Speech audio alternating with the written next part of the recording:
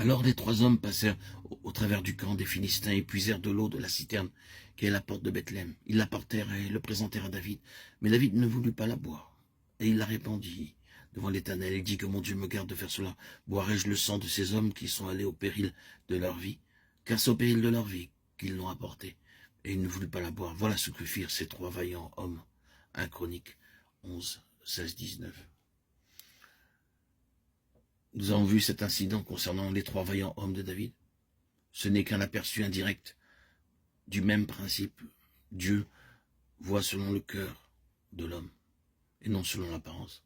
Un jour, David soupira après quelque chose par un profond désir et dit « Qui me fera boire de l'eau de la citerne qui est à la porte de Bethléem ?» Alors les 3 vaillants hommes passèrent au travers du camp des Philistins, mirent leur vie en péril et apportèrent à David de l'eau à la citerne. Ils étaient des vainqueurs. Qu'est-ce que fit d'eux des vainqueurs? Ils discernèrent quelque chose dans le cœur de leur Seigneur et de leur roi. Et ce fut pour cela qu'ils ne firent point eux-mêmes aucun cas de leur vie, même jusqu'à la mort. Vous voyez le principe?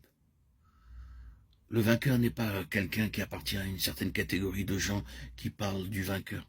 Le vainqueur est quelqu'un ou une compagnie de ceux qui ont dans leur cœur cette passion qui gouverne tout, qui domine tout. Non pas dans le but d'obtenir la bénédiction et des choses, mais que Dieu ait sa pleine satisfaction dans son peuple. Ceux qui ont vu avec des yeux ouverts ce que les richesses de la gloire de son héritage dans les saints signifient, et qui y ont attaché leur cœur. Remarquez encore la manière de s'exprimer, qu'il illumine les yeux de votre cœur pour que vous sachiez. Le vainqueur vient seulement en vue, en un temps où le peuple du Seigneur a, de façon générale, perdu la vision et la position de sorte que cette question est toujours trouvée, être assurée par une compagnie relativement petite. Les autres peuvent être le peuple du Seigneur et peuvent être très dévoués aux choses du Seigneur. Mais leur quête et leur intérêt sont si souvent une question de bénédiction, d'un genre ou d'un autre. Parfois, c'est celui de la puissance spirituelle. Et leur prière est toujours en vue de la puissance.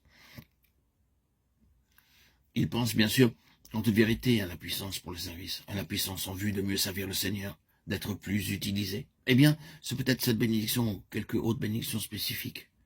Mais voyez-vous, ils recherchent des choses. Oh, combien qui prient pour le réveil.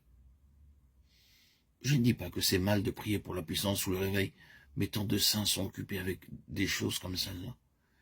Elles sont tout à fait bonnes, mais c'est quelque chose de différent. Non pas qu'elles soient erronées, mais c'est différent. Récemment, en disant la parole, je fus impressionné en rencontrant 2 choses. L'une d'entre elles était la grande bataille d'Élie pour ce que nous pourrions appeler un réveil au Carmel.